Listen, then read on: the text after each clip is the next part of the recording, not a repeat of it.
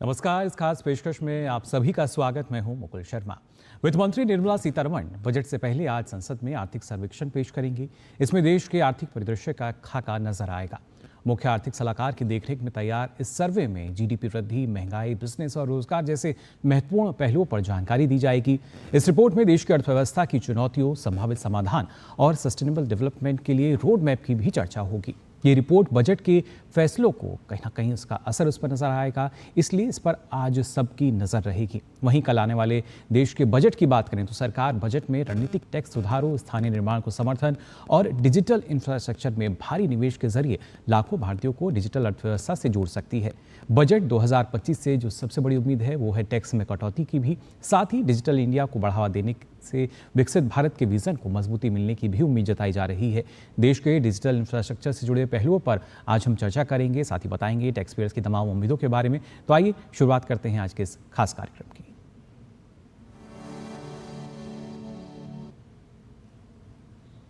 विकसित भारत के जब आर्थिक विजन की हम बात करते हैं तो इस आने वाले बजट में डिजिटल इंडिया को किस तरीके से गति मिलती हुई नजर आ सकती है। इसमें एआई की हम बात करें, इसके साथ साथ इसका इस्तेमाल कैसे नीतिगत हो सकता है। साथ ही उम्मीद है कि इस बार ऐसे नीतिगत और कदम उठाए जाएंगे जो देश के डिजिटल इंफ्रास्ट्रक्चर को मजबूत करेंगे और ऑपरेशनल खर्चों को कम करेंगे। आइए नजर डालते हैं जल्दी से इस रिपोर्ट पर। भारत की डिजिटल अर्थव्यवस्था रिपोर्ट 2024 के मुताबिक अर्थव्यवस्था व्यापी डिजिटलीकरण के मामले में भारत दुनिया का तीसरा सबसे बड़ा डिजिटल देश है और व्यक्तिगत उपयोगकर्ताओं के डिजिटलीकरण के स्तर पर G20 देशों में 12वें स्थान पर है। डिजिटल रूप से सक्षम उद्योग जैसे आईसीटी सेवाएं और इलेक्ट्रॉनिक्स, कंप्यूटर और संचार उपकरणों की मैन्युफैक्चरिंग ने जीवीए में 7% से ज्यादा का योगदान दिया है। दुनिया भर में अनुमानित 8.36 बिलियन मोबाइल सेलुलर सब्सक्रिप्शन में से भारत में 1 बिलियन से ज्यादा हैं। इंटरनेट ट्रैफिक के मामले में भारत तीसरे स्थान पर है। देश में औसत मासिक डेटा ट्रैफिक करीब 17 जीबी है। वहीं एआई परियोजनाओं के लिए गिटहब में भारत का योगदान दुनिया में सबसे ज्यादा 23% है। इसके बाद अमेरिका 14% के साथ दूसरे स्थान पर है। देश की बढ़ती डिजिटल इकोनॉमी ने रोजगार के कई अवसर पैदा किए हैं। डिजिटल प्लेटफॉर्म ने महिलाओं के लिए नौकरी के अवसरों को बढ़ाने में योगदान दिया है। तेजी से बढ़ती डिजिटल अर्थव्यवस्था के साथ क्लाउड कंप्यूटिंग, आर्टिफिशियल इंटेलिजेंस और मशीन लर्निंग के साथ ही डिजिटल गवर्नेंस में नवाचारों के माध्यम से सार्वजनिक और निजी क्षेत्रों की बढ़ती जरूरतों को पूरा किया जा रहा है। डीपीआई ने डिजिटल अर्थव्यवस्था को बदलने में महत्वपूर्ण भूमिका निभाई है। किसानों और उनकी भूमि को कवर करने के लिए डीपीआई का इस्तेमाल किया जा रहा है। 400 जिलों में डिजिटल फसल सर्वेक्षण और जन समर्थन आधारित किसान क्रेडिट कार्ड जारी किए गए हैं। देश की डिजिटल उपलब्धियों में आधार और यूपीआई भी शामिल है। डिजिटल दस्तावेज सत्यापन के प्लेटफॉर्म डिजी लॉकर ने 37 करोड़ से ज्यादा उपयोगकर्ताओं को सुविधा दी है और 776 करोड़ जारी किए गए दस्तावेज उपलब्ध कराए हैं। आने वाले बजट में देश के डिजिटल इंफ्रास्ट्रक्चर को मजबूत करने के लिए बड़ी राशि आवंटित होने की उम्मीद है। खासतौर पर ग्रामीण इलाकों में डिजिटल कनेक्टिविटी की चुनौती को दूर करने के लिए निवेश संभव है। ग्रामीण भारत में ई सेवाएं मुहैया कराने में सामान्य सेवा केंद्रों की भी भूमिका महत्वपूर्ण रही है। अक्टूबर 2024 तक देश भर में 5.84 लाख से ज्यादा सीएससी चालू हैं। इनमें ग्राम पंचायत स्तर पर 4.63 लाख शामिल हैं। इस पहल ने सरकारी योजनाओं से लेकर शिक्षा, टेलीमेडिसिन और वित्तीय सेवाओं तक 800 से ज्यादा सेवाओं की डिलीवरी की सुविधा प्रदान की है। सरकारी खरीद के लिए सरकारी ई मार्केट प्लेस और सरकारी सेवाओं तक पहुंच प्रदान करने के लिए उमंग और एपीआई सेतु शामिल हैं।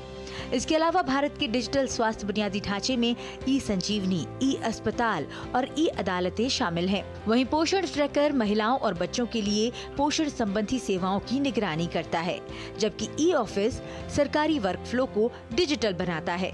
देश में पारंपरिक क्षेत्रों का डिजिटलीकरण किया जा रहा है। अनुमान है कि वर्ष 2030 तक भारत की डिजिटल अर्थव्यवस्था का देश की समूची अर्थव्यवस्था में लगभग 5वें हिस्से का योगदान रहेगा। Bureau report, DD news. तो जाना आपने किस तरीके से ना सिर्फ जब हम इंफ्रास्ट्रक्चर की बात करते हैं, इंफ्रास्ट्रक्चर डेवलपमेंट किस तरीके से हुआ है और उसमें भी जब डिजिटल इंफ्रास्ट्रक्चर की भूमिका हम देखते हैं अर्थव्यवस्था को लेकर, कैसे लगातार अर्थव्यवस्था में इसके चलते मजबूती आ रही है, इस पर आज हम यहाँ चर्चा कर रहे हैं कि इसमें और किस तरह की जो उम्मीदें हैं वो नज़र आ रही हैं, किस तरह का जो बदलाव है वो नज़र आ सकता है बजट 2025 में। और दो खास मेहमान हमारे साथ जुड़े हैं, उनका परिचय आपसे हम करा दें। हमारे साथ जुड़े हुए हैं डॉक्टर चरण सिंह जी, जो कि वरिष्ठ अर्थशास्त्री हैं और CEO हैं इक्रो के, साथ ही CA नवीन वाधवा जी टैक्स विशेषज्ञ हैं और वाइस प्रेसिडेंट टैक्समैन। आप दोनों का बहुत बहुत स्वागत। सबसे पहले यहाँ पे डॉक्टर चरण सिंह आपके पास मैं आना चाहूँगा। जब हम कहते हैं भारत की जो अर्थव्यवस्था है, जो मजबूती उसको मिली है, उसमें डिजिटल के योगदान की अगर बात की जाए, वो किस तरीके से आप देखते हैं? क्योंकि पिछले एक दशक में काफ़ी बढ़ चढ़कर हमने देखा है तकनीक का इस्तेमाल किया गया है और उसका असर भी नज़र आता है। बिल्कुल, अगर आप डिजिटल की बात करें तो शुरुआत होती है, आप प्रसन्न होंगे सुन के, जनधन योजना से। क्योंकि 2014 में रेड फोर्ट रैम्पर्ट से हमारे प्रधानमंत्री ने कहा कि हम जनधन योजना लाएंगे। वो जनधन योजना जब हमने शुरू की तो जैम ट्रिनिटी में बदल गई, आधार कार्ड और मोबाइल के साथ जुड़ गई। वो एक बहुत बड़ी डिजिटल रेवोल्यूशन आ गई, जहां हमने 55 करोड़ लोगों को खाता खोल दिया, जो हम पिछले 75 साल से प्रयत्न कर रहे थे कि हमारे वो लोग, पिछड़े लोग, गांव वाले लोग जिनके पास बैंक अकाउंट नहीं है, उनके पास बैंक अकाउंट पहुंच जाए। तो जैम ट्रिनिटी के साथ एकदम जैसे एक रेवोल्यूशन आ गई। मैं IIM बेंगलुरु में इन पे काफी मैंने रिसर्च भी की थी उस योजना के अनाउंस करने से पहले 2013 में, उसके बाद 17 में। सच्ची में जहां जहां हमने किया रिसर्च, खास करके टुमकुर एरिया में, हमने देखा रेवोल्यूशनाइज हुआ। उसके बाद जो रिजर्व बैंक ने UPI शुरू किया, यूनिफाइड पेमेंट सिस्टम, वो एक दूसरी रेवोल्यूशन आ गई। ये एक गेम चेंजर इसको हम मान सकते हैं डॉक्टर चरण सिंह? बिल्कुल, ये दोनों गेम चेंजेस हुए। और UPI ने पहली बात, जो फाइनेंशियल इंक्लूजन जब हमने जनधन जैम के साथ जोड़ दिया तो दुनिया हैरान होगी कि इतनी जल्दी इतने बैंकिंग सेक्टर ने इतनी तरीके से बैंकिंग पेनिट्रेशन कर दिया कि 95% लोग, एडल्ट्स के पास अकाउंट्स आ गए। और उसके बाद जब हमने UPI शुरू किया तो ठेले ठेले पे लोग अपने सेल फोन से पेमेंट करने लग गए। तो वो एक दुनिया के लिए UPI एक किस्म का एक बहुत ही बड़ी रेवोल्यूशन थी, जो फिर बाद में दुनिया के कई देशों ने हमसे UPI सीखने का प्रयत्न किया। बिल्कुल। G20 का जब हमारी प्रेसिडेंसी आई तो हमने ये दोनों चीजों को खास करके मिलाकर, और जैसे आपने रिपोर्ट में अभी कहा है, बहुत अच्छी रिपोर्ट MIT की आई है, उसमें हम इन दोनों चीजों को मिलाकर फिर हमने डिजिटल इंफ्रास्ट्रक्चर की बात की। और अभी जो हम लोग आगे बढ़ रहे हैं वो डिजिटल इंफ्रास्ट्रक्चर से बढ़ रहे हैं, जो अलग अलग सेक्टर्स इकोनॉमी में, जैसे आपने कहा हॉस्पिटैलिटी, एग्रीकल्चर, कहां पर रिटेल, बिल्कुल हर एक क्षेत्र में जो डिजिटली जब हम बात करते हैं उसका योगदान नज़र आता है। और भारत तो कहता है हर एक देश को, पूरे विश्व को, कि अगर आपको DPI की आवश्यकता है तो आप भारत से इसको ले सकते हैं और मजबूत बना सकते हैं। लेकिन इसमें जब हम बात कर रहे हैं कि बजट 2025 को लेकर क्या कुछ नया हो सकता है, नवीन जी आप कैसे देखते हैं? क्योंकि आज के समय में तो हम देखते हैं तकनीक जो है, AI की बात की जाती है, तो क्या माना जाए, क्या इस बजट में भी कुछ ऐसी झलक जो है हमें नज़र आ सकती है? कैसे इसको और बेहतर हम बनाएंगे AI के जरिए? मेरा ये मानना है और मुझे काफ़ी उम्मीद है कि गवर्नमेंट इस बजट में काफ़ी एक अच्छा प्रपोजल दे सकती है, एक अच्छा बजट का प्रावधान कर सकती है AI को डेवलप करने के लिए। AI को डेवलपमेंट आज की डेट में कितना इम्पॉर्टेंट है, इसको समझने के लिए हम लोग थोड़ा सा पीछे जाते हैं। सन 1999 में जब कारगिल की वॉर हुई थी, उस टाइम पे इंडिया ने अमेरिका से सैटेलाइट की मदद मांगी थी कि उनको कुछ GPS के कोऑर्डिनेट्स चाहिए थे अपने दुश्मनों के लिए। जब अमेरिका ने मना किया तब इसरो ने अपना खुद का डोमेस्टिक एक GPS डेवलप किया। अब हम फास्ट फॉरवर्ड आते हैं 2025 में। आज के डेट में पूरा AI को लेके हमारी डिपेंडेंसी किसके ऊपर है? या तो अमेरिका के ऊपर है, और अभी रिसेंटली चाइना भी एक डीप सीक करके एक मॉडल लेके आया, चाइना के ऊपर है। और दोनों केस में हमारी इतनी ज़्यादा डिपेंडेंसी AI को लेके, इन दो कंट्रीज को लेके बहुत डेंजरस हो सकती है इंडिया के लिए, क्योंकि फ्यूचर में AI इज एवरीथिंग नाउ। चाहे आपको हेल्थ सेक्टर हो, चाहे एग्रीकल्चर सेक्टर हो, चाहे टैक्सेशन सेक्टर हो, चाहे फाइनेंस सेक्टर हो, चाहे एजुकेशन सेक्टर हो, हर चीज़ में AI की बहुत ज़्यादा नीड है। और इस एरिया में इंडिया अफोर्ड नहीं कर सकता कि वो फॉरेन कंट्रीज पे डिपेंडेंट रहे। तो गवर्नमेंट, मुझे पूरी उम्मीद है, और हम रिसेंट न्यूज़ में भी देख रहे हैं कि गवर्नमेंट कहीं ना कहीं अनाउंस कर भी रही है कि अगले 8 से 10 महीनों में इंडिया शायद अपना खुद का एक AI जेन मॉडल ला सकता है। तो इसको लेके मुझे काफ़ी उम्मीदें हैं कि निर्मला जी शायद एक अच्छा प्रपोजल, एक अच्छा बजट एलोकेशन दे सकती हैं फॉर एआई डेवलपमेंट। जी बिल्कुल। और साथ ही साथ चरण सिंह जी, अगर देखा जाए, क्योंकि जब हम तकनीकी रूप से मजबूती की बात करते हैं अर्थव्यवस्था की, कई आयाम इसमें हमने देखे हैं और उसी कड़ी में जो महत्वपूर्ण बदलाव हुए हैं पिछले एक दशक की अगर बात की जाए, जो कि कहीं ना कहीं अर्थव्यवस्था के लिहाज से काफ़ी महत्वपूर्ण रहे हैं, या फिर जब हम बात करते हैं कैसे लोगों को वित्तीय अनुशासन की जो एक तरीके से जानकारी मिली है वो उसमें अब ढले हैं, वो कितना महत्वपूर्ण है? बहुत, देखिए हम लोगों ने जो फिस्कल पॉलिसी परस्यू की है, वित्तीय पॉलिसी जो हम लोगों ने परस्यू की है पिछले दशक में, और खास करके जो कोविड और कोविड के बाद की है, वो एक किस्म की मिसाल है। आप जानती हैं कि कोविड में हम लोग जितना हमारे चादर थी उतना पैर पसारना था, तो इसलिए हम बहुत उस तरीके जैसे विदेश में लोग खर्चा कर रहे थे हम नहीं कर सकते थे। पर यहाँ पर हमारी जो नीति रही कि लोग जितना चाहते हैं उतना उनको दवाई दी जाएगी, उतना उनके लिए मरहम पट्टी, उतना उनके लिए खाद्य पदार्थ, उतना मेडिकल फैसिलिटीज उतनी दी जाएंगी। पर उसके अलावा शॉर्ट टर्म, मीडियम टर्म और लॉन्ग टर्म में हम लोग सपोर्ट प्रोवाइड करेंगे। तो उसका क्या मतलब हुआ? हम लोगों ने कुछ तो रेवेन्यू एक्सपेंडिचर उस टाइम पे बढ़ाया, कोई शक ही नहीं, हमारा वित्तीय घाटा भी थोड़ा बढ़ा, पर हम लोगों ने कैपिटल एक्सपेंडिचर काफी ज्यादा बढ़ा दिया। कैपिटल एक्सपेंडिचर के बढ़ाने से जो मल्टीप्लायर इफेक्ट हुआ, उसका ये रिजल्ट निकला कि कोविड और रशिया यूक्रेन की लड़ाई के बाद जब दुनिया की ग्रोथ रेट पूरी लड़खड़ा गई, हम लोग फास्टेस्ट ग्रोइंग इकोनॉमी बन के सामने उभर के आए। 6%, 7% की ग्रोथ हम लोगों ने रिकॉर्ड की, जबकि दुनिया भर में 2%, 3% की ग्रोथ रिकॉर्ड हो रही थी। इसमें कोई शक नहीं है कि हमारी क्षमता 7 और 8 के बीच में है, पर जिस तरीके की दुनिया की अर्थव्यवस्था लड़खड़ा रही थी उसमें 5.5, 6, 7% भी बहुत बड़ी बात थी। जो ग्लाइड पाथ हमने अडॉप्ट किया, फिस्कल डिसिप्लिन भी रखा, अनुशासन, पूरा वित्तीय अनुशासन रखा, इसके बावजूद कैपिटल एक्सपेंडिचर बढ़ाया, उसका ही नतीजा ये हुआ कि हमारा जो डेफिसिट और हमारा जो डेट है वो 100% से, आप जानते हैं कि दुनिया में बहुत ज्यादा देशों का डेट टू जीडीपी रेशियो जो 60% से ऊपर नहीं होना चाहिए, 100 से ऊपर जा चुका है। हमारा वैसे नहीं हुआ है।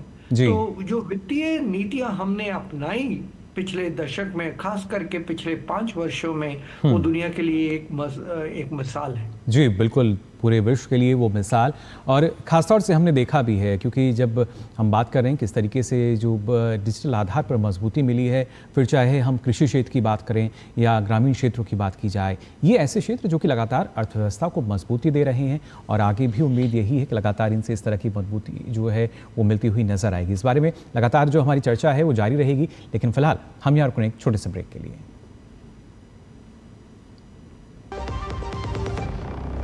ऐसा तबका जो रिटायरमेंट के बारे में आज भी बिल्कुल नहीं सोचता, वो है औरतें। औरतें कमा के भी वल्नरेबल हैं। सो एनपीएस एक इक्वालिटी ला रहा है, हम सब एक बराबर प्लेटफॉर्म पे हैं। अपने बेहतर कल को सुनिश्चित करने के लिए एनपीएस जरूरी है। मेरी पसंद, मेरी पसंद, मेरी पसंद, मेरी पसंद, हमारी पसंद, हम सबकी पसंद। मजबूत देश का मजबूत सरिया होंगे स्टील। ब्रेक के बाद आप सभी का एक बार फिर स्वागत। डीडी न्यूज़ पर लगातार हम बात कर रहे हैं बजट 2025 को लेकर, जो कि कहीं ना कहीं विकसित भारत का आर्थिक विजन जो है वो अब हमें नज़र आने वाला है। और ब्रेक पे जाने से पहले हमने बात की किस तरीके से जो अर्थव्यवस्था है उसको मजबूती मिली है इंफ्रास्ट्रक्चर के चलते, डीपीआई के चलते। लेकिन जब बजट की बात की जाती है तो आम लोगों की इससे काफ़ी उम्मीदें जुड़ जाती हैं। तमाम उम्मीदों के बीच जो टैक्स एक्सपर्ट्स हैं उनका मानना ये भी है कि आयकर के स्लैब में वित्त मंत्री कुछ बड़ा बदलाव कर सकती हैं, जिससे टैक्स पेयर्स को फ़ायदा मिलने की उम्मीदें यानी राहत मिल सकती है। क्या कुछ वो उम्मीदें हैं, आइए इस पर नजर डालते हैं।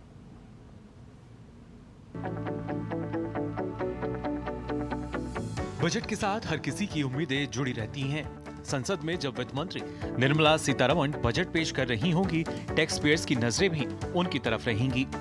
इस बार टैक्स पेयर्स को बजट से काफी उम्मीदें हैं। माना जा रहा है कि टैक्स पेयर्स को कई तरह की राहत दी जा सकती है। टैक्स छूट से लेकर इनकम टैक्स स्लैब में बदलाव किया जा सकता है। हालांकि 2024 और 25 के बजट में वेतनभोगी कर्मचारियों और पेंशन भोगियों को लाभ पहुंचाने के लिए आयकर व्यवस्था में कई बदलाव किए गए। वेतनभोगी कर्मचारियों को महत्वपूर्ण लाभ प्रदान करने के लिए नई कर व्यवस्था दर संरचना को संशोधित किया गया, जिससे आयकर में 17,500 तक की बचत होगी। सभी वर्ग के निवेशकों के लिए एंजल टैक्स को खत्म करने का प्रस्ताव रखा गया। वहीं बजट में स्टैंडर्ड डिडक्शन की लिमिट को बढ़ाए जाने की उम्मीद है। एटीसी के तहत कटौती को बढ़ाने की मांग काफी टैक्स पेयर कर रहे हैं, जिससे कर व्यवस्थाओं में सुधार और राहत की उम्मीद लगाई जा रही है।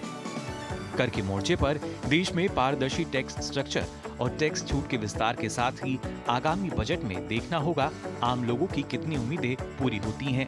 लेकिन इतना तो तय है, इस बजट में सरकार की तरफ से विकसित भारत के आर्थिक विजन की झलक नजर आएगी। Bureau report, DD news. तो जो बजट की बात की जाती है, उम्मीदें जो हैं कहीं ना कहीं नज़र आती हैं और सबसे ज़्यादा उम्मीद जो है टैक्स पेयर्स की रहती है। नवीन जी, इस बारे में आपसे मैं जानकारी लेना चाहूँगा, इस बार क्या उम्मीद हम करके चल रहे हैं, क्योंकि टैक्स पेयर तो लगातार मांग कर रहे हैं जो स्टैंडर्ड डिडक्शन है उसमें इजाफा किया जाए, और इस तरह की भी खबरें आ रही हैं कि जो खासतौर से जो लिमिट है उसमें कुछ बड़ा बदलाव हो सकता है। मुकुल, मुझे उम्मीद है कि इस बार बजट में काफ़ी कुछ बदलाव आने चाहिए इनकम टैक्स एक्ट के अंदर। बट ये क्यों हम लोगों की इतनी ज़्यादा उम्मीदें हैं, ये समझने के लिए हम लोग पिछले बजट और इस बजट के बीच में देखें क्या क्या बदलाव हुआ है। जी, हमारी जीडीपी काफ़ी डिक्लाइन हुई है, 1.3% हमारी डिक्लाइन हुई है। हमारा रुपया जो है डॉलर के मुकाबले लगभग 4% कमज़ोर हुआ है। इन्फ्लेशन में भी काफ़ी बढ़ोतरी हुई है, 3% हमारा फूड इन्फ्लेशन है और ओवरऑल 1.62% में इन्फ्लेशन में बढ़ोतरी हुई है। तो इस पिछले 8-9 महीनों में जो भी कुछ हुआ है उसके पीछे कहीं ना कहीं रीज़न लोगों के हाथ में पैसा नहीं होना है, और टैक्सेशन एक बहुत बड़ा रीज़न है, चाहे वो जीएसटी हो चाहे वो इनकम टैक्स हो। तो इस बार पूरी उम्मीदें की जा रही हैं और कहीं ना कहीं ये इस वक्त ज़रूरी भी है। इंडिया ने जो अपना ट्रैक लूज़ कर दिया है, जो जीडीपी की ग्रोथ हम लोग 6.5 से 7% के बीच में एक्सपेक्ट कर रहे थे और वो 6 से भी नीचे आ चुकी है जी। इसको ट्रैक पे लाने के लिए गवर्नमेंट को 2-3 चीज़ों में इमीडिएटली बदलाव करने की बहुत ज़्यादा नीड है जी। एक तो लोगों के हाथ में थोड़ा सा पैसा पहुंचाना पड़ेगा, और ये पैसा पहुंचाना कैसे पहुंचाया जा सकता है? टैक्स में थोड़ा सा बदलाव करके, टैक्स रेट्स को थोड़ा सा कम करके। अगर आप ये देखो 16% से हमारा इनकम टैक्स इंक्रीज हुआ है, अभी जो दिसंबर के आंकड़े आए हैं, जो कि हमारे पिछले बजट में जो एस्टिमेट दिया था उससे 3.1% हायर है। तो गवर्नमेंट के पास पैसा अच्छा खासा आ रहा है, तो थोड़ा सा टैक्स रेट्स को रेशनलाइज करने का मार्जिन बनता है, स्कोप बनता है। पहली बात तो ये जी। दूसरी बात, इस वक्त जो एफडीआई टू जो जीडीपी का रेशियो है इस वक्त हमारा, वो ऑल टाइम लोएस्ट चल रहा है। आप वियतनाम जैसे की बात करते हैं, हम लोग 7 से 8% उनको अपनी जीडीपी का एफडीआई मिलता है। इंडिया को मुश्किल से 2 से 3% का आंकड़ा मिलता है। शायद चरण जी इस बात को वैलिडेट कर पाएंगे जी।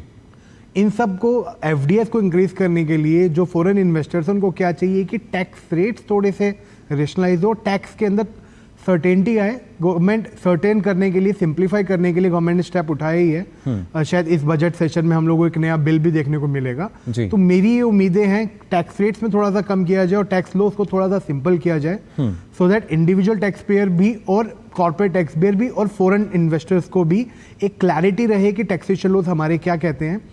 एक लास्ट पॉइंट इसमें मैं ऐड करूंगा, वो है जो न्यू टैक्स रिजीम और ओल्ड टैक्स रिजीम, जो भी हमारे पास 2 रिजीम है। मेरा ये मानना है कि गवर्नमेंट शायद टैक्स रेट्स को बढ़ाएगी, टैक्स रेट्स को कम करेगी न्यू टैक्स रिजीम में, ओल्ड टैक्स रिजीम को बिल्कुल नहीं छेड़ेगी। गवर्नमेंट का ये मानना है कि न्यू टैक्स रिजीम, जो कि एक सिंपल रिजीम है जिसमें ऑलरेडी लगभग 75% लोग ऑलरेडी मूव कर चुके हैं, तो थोड़ा सा टैक्स में बदलाव करके शायद गवर्नमेंट का टारगेट रहेगा कि 90-95% तक इंडिविजुअल टैक्स पे न्यू टैक्स रिजीम में आ जाओ, ओल्ड टैक्स रिजीम को कंप्लीटली खत्म करें। तो डिडक्शन एग्जम्पशंस नहीं होंगी, जो कि कहीं ना कहीं एक सिंपल रिजीम होगी एक इंडिविजुअल टैक्स पेयर के लिए समझना और उसके तहत अपना टैक्स पे करना, यानी काफ़ी सरल होगा। लेकिन इसके साथ साथ जैसा आपने कहा कि जब जीडीपी की हम बात कर रहे हैं, और खासतौर से चरण सिंह जी, जब वैश्विक परिदृश्य में हम देखते हैं तो लगातार उतार चढ़ाव की स्थिति बनी रहती है बाजार में भी, लेकिन ऐसे में ये क्या एक चुनौती भी रहेगी इस बजट में कि कैसे हमारी जब हम बात करते हैं कि पूरे विश्व में उभरती हुई अर्थव्यवस्था है भारतीय अर्थव्यवस्था, तो वो जो गति है, वो जो मोमेंटम है, वो बना रहे। बहुत ही जोखिम भरा टाइम है। अमेरिका में जिस तरीके की नीतियां आने वाली हैं, अमेरिका का अपना फेड रिजर्व थोड़ा घबराया हुआ है। आपको पता है कि कल ही उनकी मीटिंग हुई थी और उसमें उन्होंने अपने इंटरेस्ट रेट को हाथ नहीं लगाया है, क्योंकि उन्होंने कहा है कि हमें पता ही नहीं कि इमिग्रेशन पॉलिसी कैसी निकलेगी, और वैसे टैक्सेशन पॉलिसी कैसे निकलेगी और पूरी अर्थव्यवस्था और वित्तीय पॉलिसी उनकी कैसे बनेगी। उनका भी डेट टू जीडीपी रेशो बहुत ज़्यादा है जी। इतनी अनसर्टेनिटी जब दुनिया की 1/4 इकोनॉमी में ये हाल है, उसके बाद रशिया यूक्रेन वॉर अभी रुकी नहीं है, यूरोप की स्थिति अच्छी नहीं है, तो इसलिए आधी से ज़्यादा जीडीपी जो ग्लोबल जीडीपी है, जो वर्ल्ड जीडीपी है, वो इस टाइम पे बड़ी लड़खड़ाती हुई दिख रही। इस स्थिति में हमारे देश को क्या करना है? हमारी ग्रोथ रेट, जैसे मैंने कहा है, अभी अभी इन्होंने भी कहा कि हम लोग अपने ट्रेजेक्टरी से थोड़ा नीचे आ गए, कोई शक नहीं है। हम हाईएस्ट हैं, पर उसको हाईएस्ट को भी रिटेन करने के लिए, क्योंकि चाइना जल्दी से कैचअप कर रहा है, और हाईएस्ट को रिटेन करने के लिए और अपने लिए भी हमारी डेमोग्राफिक डिविडेंड इतना ज़्यादा उनको एंगेज करने के लिए हमें ग्रोथ ओरिएंटेशन की ज़रूरत है जी। इस दौरान आपको मैं एक चीज़ बतानी चाहूँगा कि tax to GDP ratio India की total state, centre, local authority सबको मिलाकर 17% है। 17-18% जीडीपी की है। जो विकसित देश हैं जैसे अमेरिका है, उनकी करीब 35% है। जो बहुत अच्छे देश हैं जैसे स्वीडन है, उनकी 40% टू जीडीपी रेशो है। जब 17-18% सिर्फ टैक्स टू जीडीपी रेशो है, उसमें कटौती करना कितना पॉसिबल है वो थोड़ा, क्योंकि हम लोग रोड भी अच्छी चाहते हैं, हॉस्पिटल भी अच्छे चाहते हैं, सब्सिडी भी चाहते हैं, महिलाओं के लिए भी कुछ चाहते हैं, स्टार्टअप्स के लिए भी कुछ चाहते हैं, कॉर्पोरेट सेक्टर को भी कुछ सपोर्ट करना है, एमएसएमईज को करना है, और इन सब चीज़ों को सपोर्ट करने के लिए पैसा रेज करना है। पर पैसा जब टैक्स की बात आती है, टैक्स टू जीडीपी रेशो हमारी बहुत न्यूनतम पे है। इसलिए मुझे लगता है वित्त मंत्री का कार्य सच्ची में बड़ा कठिन है कि वो बैलेंस कैसे करेंगे। एक साइड ग्रोथ को इम्पेटस देना है, दूसरी साइड कुछ ना कुछ तो खर्चा निकालना है कि सब्सिडीज और ये सब चलती रहें जी। और इसको बैलेंस कैसे, तो मुश्किल काम है। अभी रहेगी बात, आपने जो सीधी बात कही, जो ग्लोबल टैक्स रेट्स है उनके साथ थोड़ा तो अलाइन करना ही पड़ेगा, और उसको अलाइन करने के लिए अगर अलाइन नहीं करेंगे तो प्रॉफिटेबिलिटी, जैसे ग्रोथ रेट इंडिया का कम हो जाएगा, कंपनियों की प्रॉफिटेबिलिटी पे फर्क पड़ेगा, एफडीआई पे फर्क पड़ जाएगा एकदम, एफआईज पे फर्क पड़ेगा एकदम। तो उसको बैलेंस करने के लिए मुझे भी लगता है थोड़ी सी गुंजाइश टैक्स रिबेट्स देने में, पर ज्यादा से ज्यादा मुझे जो लग रहा है वो है हमें डायरेक्ट और इनडायरेक्ट टैक्सेस का रिफॉर्म्स लाने हैं जी। जो इस सरकार की खासियत है, जोखिम भरे कदम उठाती है, मीडियम टू लॉन्ग टर्म सोचती है, इमीडिएट गेन का ज्यादा ये सरकार नहीं सोचती है। ये क्योंकि रिस्क लेती है कि इकोनॉमी को इंप्रूव कैसे किया जाए लॉन्ग टर्म बेसिस पे। तो डायरेक्ट टैक्स रिफॉर्म्स की हम लोग सब इंतजार कर रहे हैं, जिसमें टैक्स कॉम्प्लायंस आसान हो जाएगा, टैक्स ट्रांसपेरेंसी आ जाएगी। इनडायरेक्ट टैक्सेस में जीएसटी का हम सोच रहे हैं कि कुछ सिंपल टैक्सेशन सिस्टम बन जाएगा, हर बार हर मीटिंग के बाद नए टैक्स रेट्स नहीं आएंगे, पेट्रोलियम प्रोडक्ट्स को इंक्लूड किया जाएगा, उस प्रकार टैक्स कलेक्शन बढ़ जाएगी। और टैक्स कलेक्शन को बढ़ाने के लिए टैक्स एडमिनिस्ट्रेशन का बहुत बड़ा रोल है, टेक्नोलॉजी का बहुत बड़ा रोल है। तो मुझे लगता है इस बजट में एक तो बैलेंसिंग एक्ट किया जाएगा, दूसरा कुछ एडवांसमेंट डायरेक्ट टैक्स रिफॉर्म्स में, इनडायरेक्ट टैक्स रिफॉर्म्स में टेक्नोलॉजी और डिजिटलाइजेशन को बीच में लाने का प्रयत्न किया जाएगा। जी बिल्कुल, तो ये तमाम उम्मीदें हैं और कहीं ना कहीं एक अगर हम कहें कि जो संतुलन है वो बनाना बेहद ज़रूरी, और इसकी बानगी कल हमें नज़र आएगी जब वित्त मंत्री निर्मला सीतारमण बजट पेश करेंगी। फिलहाल चरण सिंह जी और नवीन जी, आप दोनों का बहुत बहुत शुक्रिया हमारे साथ इस चर्चा में जुड़ने के लिए, बहुत बहुत धन्यवाद। तो ये तो बात हुई किस तरीके से बजट को लेकर जो तमाम उम्मीदें हैं वो जताई जा रही हैं, लेकिन आम जनता की भी कुछ उम्मीदें हैं, आइए उस पर भी नजर डाल लेते हैं। केंद्रीय बजट जब भी आती है तो हम लोगों की सबसे पहली अपेक्षा ये रहती है कि जैसे रीजनल इम्बैलेंस जो है, और हम सबसे नीचे पायदान पे हैं विकास के मामले में, तो रीजनल इम्बैलेंस को दूर किया जाए। हमारे राज्य में कैपेसिटी हो गई है कि हम बड़े बड़े प्रोजेक्ट्स हैंडल कर सकते हैं और बड़े बड़े प्रोजेक्ट बना सकते हैं। मुझे उम्मीद है कुछ न कुछ इसमें होगा। भारत सरकार या वित्त विभाग, भारत सरकार के वित्त विभाग, प्रधानमंत्री सबों से अपील कर रहे हैं कि कम से कम यहाँ पर 50,000 करोड़ से ज़्यादा की राशि स्टेप बाय स्टेप हम लोगों को दिया जाए, ताकि डिफरेंट सेक्टर में इंफ्रास्ट्रक्चर का हम लोग निर्माण कर सकें। बिहार में बड़े घराने का उद्योग स्थापित कराना केंद्र सरकार अपनी प्राथमिकता करे और यहाँ से उद्योग लगाने वाले को विशेष छूट दे, जिससे कि यहाँ औद्योगिकरण हो।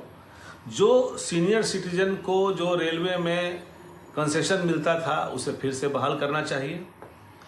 पूरे भारत में जो सोलर एनर्जी को बढ़ावा देना है उसमें केंद्र सरकार को भी अपना अनुदान राज्य सरकार के अलावा देना चाहिए। लास्ट ईयर जो MSMEs पे जो एम्फेसिस किया गया था, एम्प्लॉयमेंट स्किलिंग पे जो एम्फेसाइज किया गया था बजट पे, वो कंटिन्यू किया जाए, क्योंकि जो अपॉर्चुनिटीज़ है, जो स्पेशली यूथ है, उनको उतनी नहीं मिलती है जितनी मिलनी चाहिए। तो अभी जो पैटर्न है उसे कंटिन्यू करना चाहिए और मेरे हिसाब से एग्रीकल्चर हो या high yielding varieties of crop से लेकर के जो MSMEs या रेट ऑफ इन्फ्लेशन है, इस पे ज़्यादा एम्फेसिस देनी चाहिए ताकि लोगों को एम्प्लॉयमेंट अपॉर्चुनिटी स्पेशली यूथ को ज़्यादा मिले और ज़्यादा से ज़्यादा लोग इंगेज प्रोडक्टिवली इंगेज रहें। तो आम जनता की बात की जाए या खासतौर से कारोबारी वर्ग की हम बात करें या जो हमारे वृद्धजन हैं, वरिष्ठ नागरिक हैं, उनकी बात की जाए, महिलाओं की बात की जाए, हर किसी की उम्मीदें इस बजट से जुड़ी हुई हैं। देखना होगा कौन कौन सी उम्मीदें हैं जो कि पूरी होती नजर आएंगी और ये जो देश है विकसित भारत की तरफ एक और मजबूत कदम के साथ आगे बढ़ता हुआ नजर आएगा। फिलहाल के लिए इस पेशकश में बस इतना ही। मुझे दीजिए अनुमति। नमस्कार।